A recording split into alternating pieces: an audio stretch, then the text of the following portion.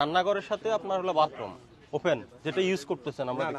আপনি বললে তো হবে না স্যার, আপনি দেখেন আপনার বাথরুম আর রান্নাঘর কি একই হয়? আপনি ওখানে পানি কোনো ব্যবহার ভালো মানে টয়লেটের ভিতরে রান্না করে আপনি ভালো কোয়ালিটি নিশ্চিত করতেছেন। আপনার টয়লেট এপাশে রান্না করছেন, আপনার কোয়ালিটি ভালো হয় কিভাবে? আপনার যে কাস্টমারের জিজ্ঞেস করতে বললেন, ওই কাস্টমার কি আপনার এখানে এসে দেখেছে কোনোদিন? ও যদি দেখতো এখানে খোলা, ও আপনার ওই কাস্টমারকে, আপনার যতজন আছে ওদেরকে আমি যদি নিয়ে আসি এখন, যে দেখেন এখানে আপনাদের রান্নাঘর, এখানে খোলা টয়লেট, ও খাবে আপনার? না বাথরুম এবং রান্নাঘর কি একটাই হয়? যেখানে বাথরুম ওখানে রান্না করে?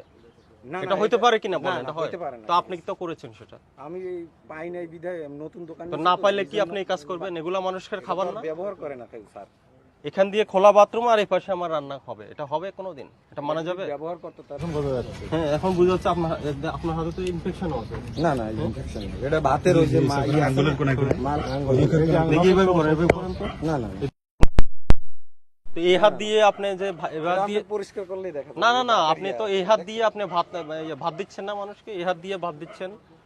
আমি এই হাত দিয়ে খাবারের কোনো ওটা বাথরুমের দরজা থাকতো, এটা আপনি সিম্পলি বুঝবেন। এটা গেছে একটা বিষয়। আর হলো আপনার ইউজ করা তেলগুলো বারবার ব্যবহার করছেন, এগুলো অপরাধ, ভোক্তা অধিকার সংরক্ষণ আইন অনুযায়ী অপরাধ। এই প্রসিকিউশন লেখান ওনার ওই যে খোলা বাথরুমের সাথে রান্নাঘর একসাথে, নোংরা অস্বাস্থ্যকর পরিবেশ লেখেন, খাবারের মূল্য তালিকা নেই, এগুলো লিখেন। কত জরিমানা করবেন? স্যার আমরা কিন্তু অত্যন্ত গরিব, একদম 3 মাস হয়েছে ব্যবসা করছি। আমি একটা চাকরি করতাম, জবটা চলে গেছে করোনায়, কিন্তু আপনার তো নিয়ম কানুন আইন মেনে ঠিক আছে। আমি আপনার কথা মানি, মানুষ অসুস্থ হয়ে যাচ্ছে আপনার খাবার খেয়ে। আপনি প্রত্যেক এখানে অনেক কাস্টমার আছে আমার, যদি আমার মালে যদি কেউ কমপ্লেইন জানায় তাহলে আপনারা সবার কাছে জিজ্ঞাসা করতে পারেন।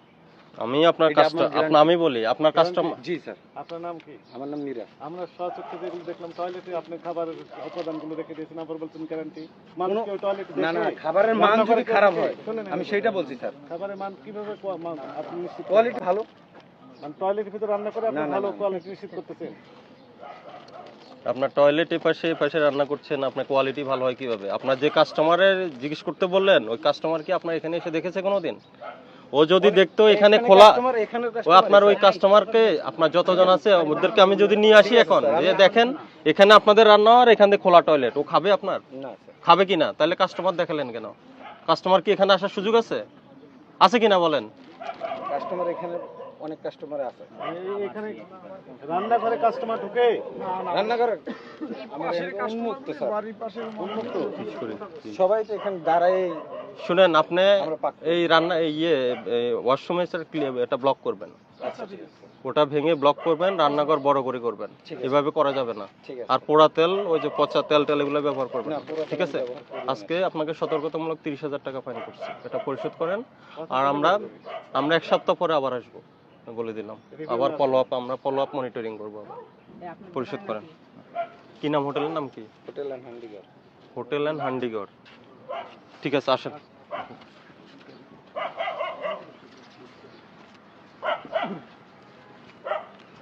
দেখবেন আছে?